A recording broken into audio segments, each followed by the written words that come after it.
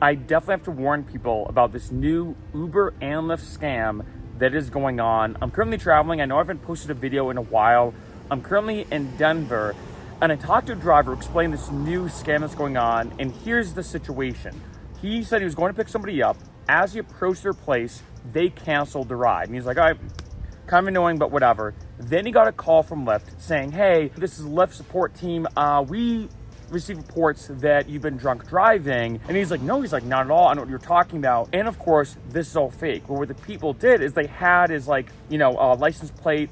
They had the make and the model of the car because they ordered the ride earlier. So they're like, okay, just to verify, this is your make and model. This is your license plate number. This is your name, etc., etc. And as you can imagine for him, he's like, this seems legit and everything. At this point, they then asked him like, hey, can you send a picture of your driver's license just to verify that this is you and everything, which he did. And obviously admitted to me being like, hey, I know it's kind of stupid in hindsight.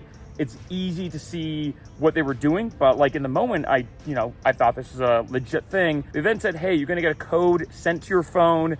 Make sure you read that code back to us. Once he did, they got into his Lyft account, drained all of his money. And as you can imagine, he was super frustrated, being like, damn, I cannot believe I fell for that. Then a week later, they called him back again and said, hey, this is Lyft's fraud support team. We've been getting a lot of fraud and scam calls. We just want to verify this is so-and-so. And because they had his license, they said, okay, your address is this, right? Your make and model of your car is this. Your driver's license number is this. So he said, okay, this is definitely Lyft's support team.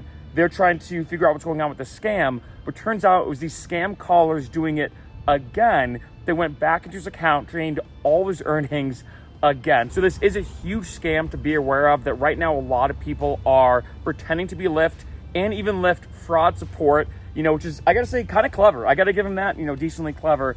But this is a huge scam that's going on where they're basically getting into people's accounts, draining all of their money and taking all their earnings.